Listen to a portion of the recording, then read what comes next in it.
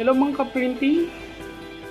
Ang gagawin natin ngayon is lalagyan natin ng waste ink bottle ang ating printer na EPSON L120 para hindi na tayo nag-aalala na nagtatagas siya ng ink sa ilalim kapag nagki-cleaning, nag-ink flush tayo. So don't forget to subscribe. So let's start.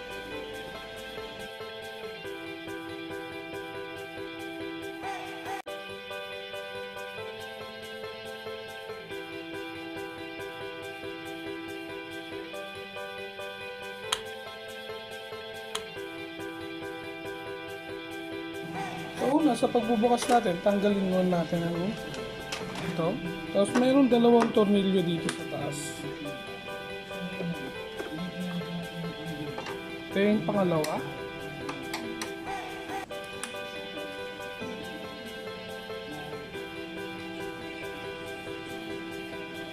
Tapos balik ta rin natin. Oh, may matagas din na ink.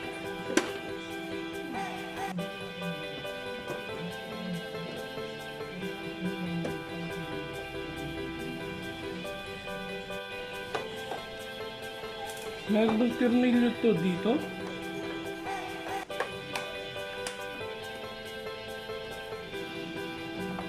May isa dito sa kabila.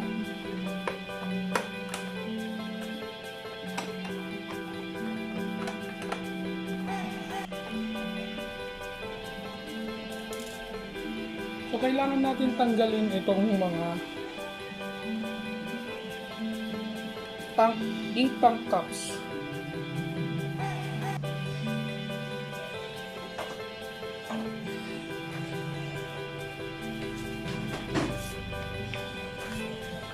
Baba muna natin siya dito. Tanggalin muna natin itong tank cups. Then pwede na natin tanggalin itong cover ng ink. Dahan-dahan lang.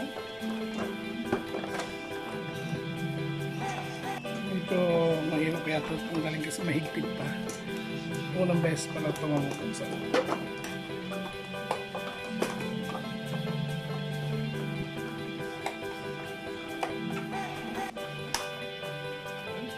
medyo tumutunog siya, mahigpit pa pero hindi masira yung printer niya.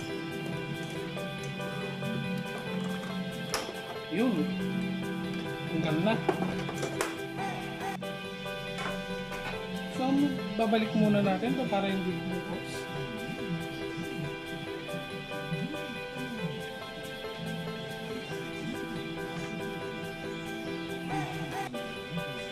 Meron pa itong dalawang tornilyo dito sa gilid.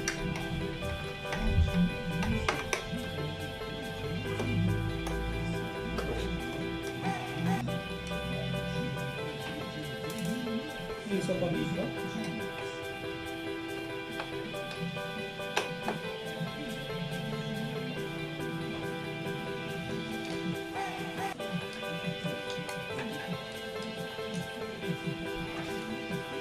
So natanggal na natin lahat ng tornilyo ng L120.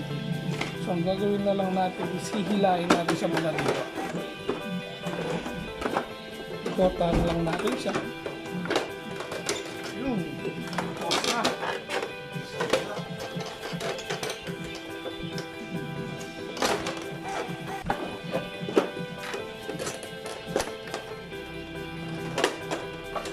Yan. O, ayan, bukas ng ating printer L120. So, titignan na hanapin natin ang kulay black na hose dito sa may right side ng ating printer. Ito, hihilayin lang natin siya gamit ang long nose or baby long nose. Baby lang kasi ito, maliit lang. Ayan, ito siya. Dito natin i-connect ang ating hose. Lang natin ang ating hose. Ayan. Ayan. Tapos, lalagyan natin itong ating hose ng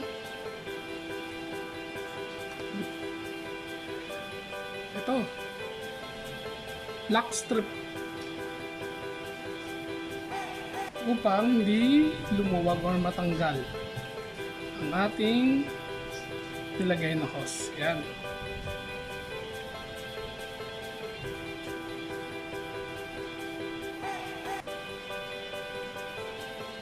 Yan, dito lang natin siya ilagay.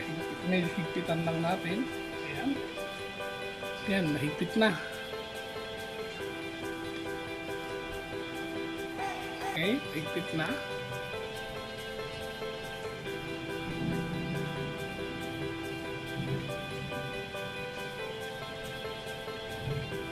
Ito ang ating nilagay na hose. Ito naman ang hose na dati. Ito yung pumupunta sa waste ink pad natin. Okay? So dito sa ating case ng ating printer, lalagyan natin siya ng butas. Punasan lang natin kasi may mga tumagas na ink kasi nga walang waste ink pad sa labas. Ayan. So bubutasan lang natin dito gamit ng panghinang. Ito. Kung makikita nyo, bubutasan natin dito sa banda dito. Ayan. Bubutas na. So shoot natin ang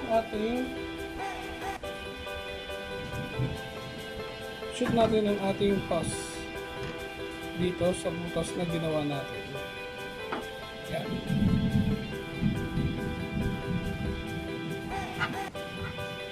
Medyo mahirap i-shoot. Yan. Basta, ayun. So bago natin lock, putulin muna natin itong lock strip. Diba natin? Ito, putulin muna natin yung lock strip. Ayan.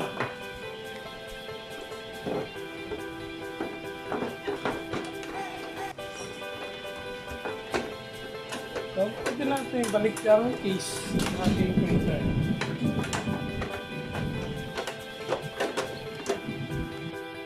Ayan, nabalik na natin ang ating case ng ating printer L120. So, ang gagawin natin is bubutasan natin itong case. Bubutasan natin itong sangkote.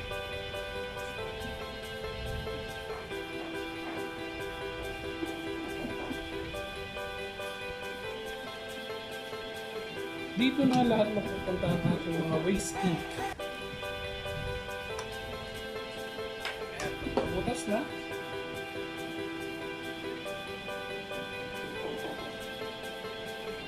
Lalagyan natin ng tape.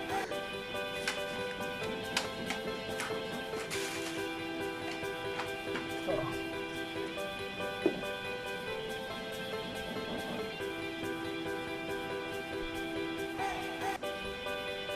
So, lagyan natin ng tape.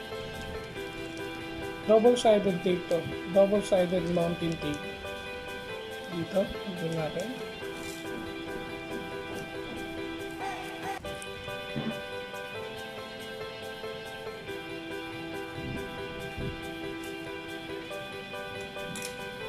Ayan, ang ating double-sided mounting tape.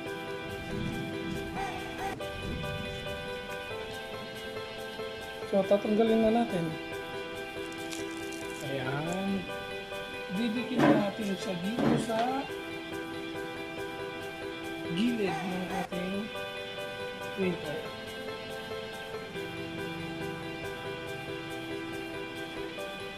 Kung saan nyo mas gusto na dikit, pwede rin.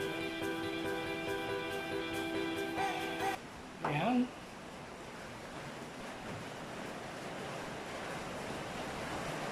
Ayan, nakadikit na. So, ito yung ating hose palabas. Nakikita nyo? Ito yung ating hose. Ito. So, puputulin natin siya. Yung dapat yung sakto lang dito sa ating waste ink. Ayan. So ano, putol na siya. So shoot lang natin sa butas na ginawa natin kanina. Ayan.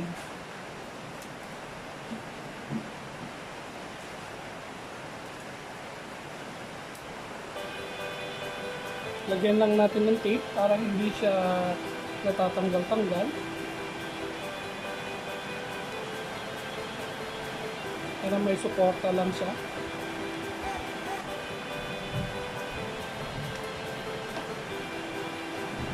Ayan. Okay na. So, hindi na magdudumi ang ating printer na L120 kasi meron na siya dito. Oras na mapuno ito, yun lang ang itatapon natin. Hindi na siya magtatagas ng ink sa ilalim. So, pwede na tayong mag-ink flush, mag-cleaning na hindi natin naalala yung pagtagas ng ink sa ilalim. So, yun